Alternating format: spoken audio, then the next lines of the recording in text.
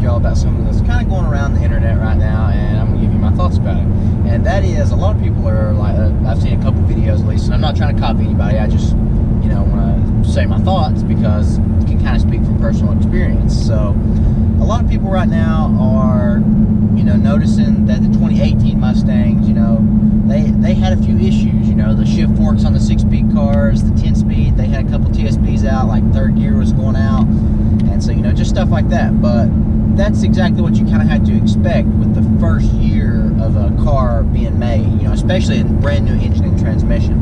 And so everyone's like, well, why don't you just buy a built, like forced induction S550 car, 15 through 17, or even a 13 and 14 car, because those prices have come drastically down. I can speak from personal experience. I'm all the time looking for a good deal. Don't get me wrong, I love this car, and it would take me a lot to get rid of it because I enjoy personally the process of building your own car. How much does this improve it? Each mod. So, but like, I found a 2016 Race Red Performance Pack Pro Charge, D1 Pro Charger. Now that's, the bigger one, not the P1. It was on pump gas, still stock fuel system and whatnot. So it only made a little less than 700 wheel, for $26,000. It was in mint condition. It was a base car, it wasn't premium or nothing. But it only had like 35,000 miles on it. That's, that's realistically, that's not much more than my car has on it right now. So, I mean, the payoff on my car is about that. That's, I got my car for about $26,000, but after, I've had it a couple months or paid on it for a couple months because you don't have to pay for the first 90 days when you buy a new car. Got caught by a yellow light, had to kind of slam, but no big deal. But like I was saying, that's what the payoff on my car is. So I was looking into it and stuff, and it's when you get into buying like cars like on a personal basis, not from a dealer, the loans you can get and stuff aren't as good, and so it's a little bit more tricky.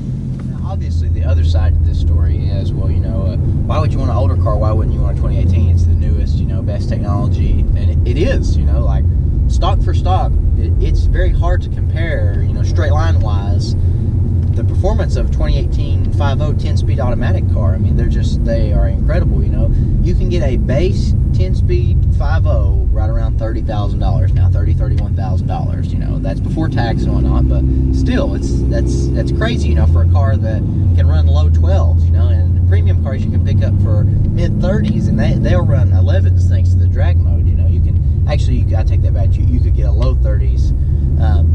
Base car with the Sync 3, the 301A package, and so I mean you're running 11-second quarter miles for 30 grand. That's that's unheard of almost. But like I said, there are a few issues with them, and that's kind of caused people to steer away from the 18s just a little. They're obviously selling great still and whatnot, but people have found out now that you can get a great deal on a 15 through 17 S550. And that's just, I mean, my car is a 15 through, it's a 17. What does this car, not have that you need, really need? Like, it's nice to have, like, heated and cooled seats and stuff, leather seats. You can even get the Recaros and stuff. And, like, the 18 has a digital dash. That's really cool. Do you need it? No. It really does all depend on, like, what you're going for, and what your desires in a car are, because if you're all about the tech stuff and, all the amenities that come in modern cars, then by all means, you're going to have to spend more money, but, go for it. But if you, just kind of care about how the car looks, how the car drives, stuff, I mean, this car has Bluetooth audio, it has, it looks great, it gets over 25 miles per gallon on 93 out on the highway. I mean, that's, it's pretty tough to do, and this car runs mid-12s, on E85. It's like I said, I've got, a couple thousand invested in this car on top, in mods on top of the, the price I paid for it. That's, that's not bad. And the 18s, like I said, with the same mods as my car, an 18 would go mid-11s, or, low 11s. So that's pretty crazy. But to get into a 2018 that, like, most people are, like, originally paid, 40 grand for something like a GT Premium from a dealer. That's a lot of money. I could have a lot of car for 40 grand, invested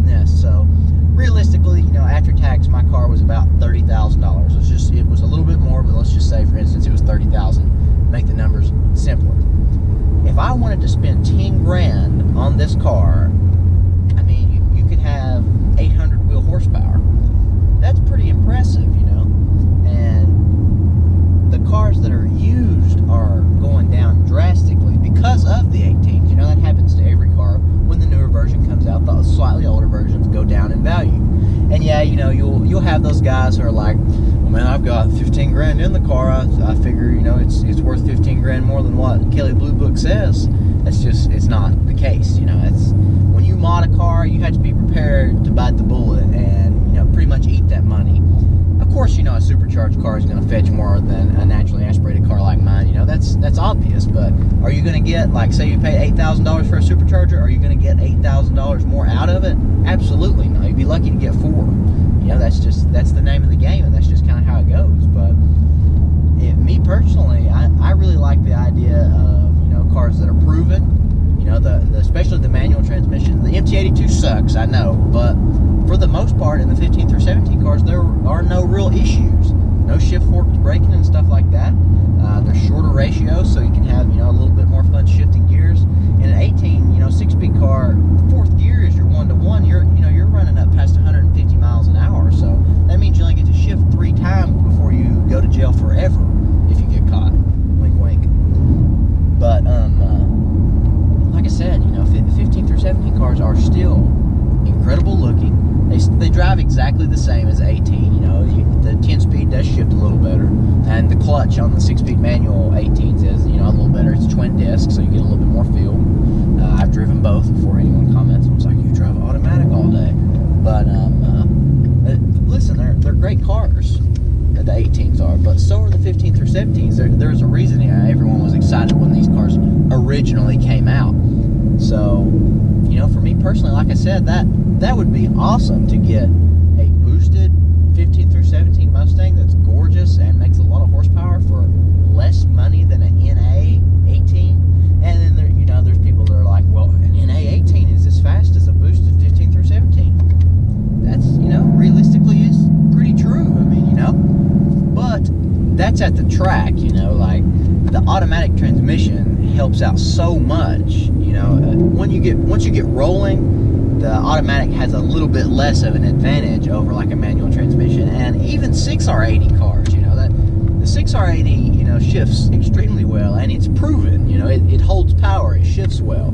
I mean, there's guys on, you know, stock converter 6R80 cars with, you know, nothing done to the transmission that go 9s. And, you know, there's guys in the 18s that do the same thing, but I mean, there's even guys in the 18s that go 8s, but, you know, still, the Gen 2 Coyotes are extremely proven. You know, you can throw a blower and a set of oil pump gears and crank sprocket, some half shafts, and full send, pretty much, you know, 1,000 wheel just about it. You know, drive shaft might be the next thing, but I mean, still, that's, you know, in an automatic car is not a big of an issue. But, you know, I mean, like I said, to pay 40 grand for a stock 2018 versus to pay, let's just give a realistic estimate. I mean, there are, you know, unicorn cars, like I mentioned the one car for 26 grand, you know, that made almost 700 wheel. But, you know, if you pay 30 grand or a little bit more, like 32 grand, that's $8,000 you've saved, and you're already boosted. I mean, you know, it's more than likely going to be built. So, I mean, you can't really complain. You're probably already, like, that car already had headers, a full course of Extreme, a new clutch. I mean, that's, you know, lowering springs, a spoiler, you know, stuff like that. You start getting into some of this stuff, and you're like, oh, well, that's just, you know, a couple $100 here and there, but it adds up in the end. And so, I mean, everybody has their own personal opinion, but if you can find a 15 through 17 boosted car for under 30 grand, if you've got the money, buy it. Like, there should be no questions asked. You know, obviously do your research, make sure the car wasn't, you know, beat on and ragged on, just totally ragged out, and that's why they're selling it. Make sure they're selling it for a good reason. Like, you know, just they need the money or want to do other things with their money. You know, they don't need a race car anymore.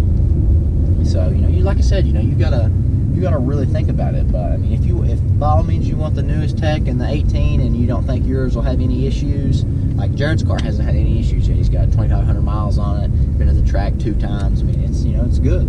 Stang mode, his car's been to the track umpteen times. It's got, I don't even know how many thousands of miles on it now. His is almost, he's getting ready to be full bolt-on E85. No issues. You know, there's some like that, and there are some with issues, as does any car have. But, you know, back to what you want, but me personally, I would go for a 15 through 17 boosted car because you can have more fun. You know, it makes cool noises. It sounds dumb, but the car's already going to be loud more than likely. You don't have to spend money on exhaust.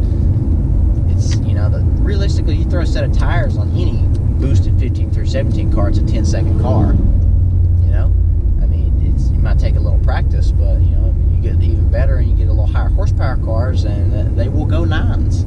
It's, you know, it is what it is. But guys, that's just my quick thoughts on you know, what I think on the subject that's kind of going around. I watched YOLO's video on it, and you know, he was talking about that Whipple car, 35 grand for 800 horsepower. I mean, that's incredible. You know, and then you get like the car like I'm referring to made like, it's like 680 wheel. That's on 93 on stock fuel system. Throw some E85 in that car, it's going to make 800 wheel. That's pretty incredible for, you know, probably what, $1,000 for a fuel system. That's still, you know, you'd be $27,000 into that car and it make 800 wheel. That's incredible. So drop this video a like, guys. I hope you all enjoyed it. I hope you know, comment down below, give me your all's thoughts. It's just something that's been kind of going around. Subscribe if you haven't already. We're well past 3,100 subs, so we appreciate the continued support. We will be at Mustang Week next week. September 6th through 9th is when we will be there in Myrtle Beach, South Carolina. So I hope to see a lot of you there. But until then, guys, peace out, and I'll see you on the next one.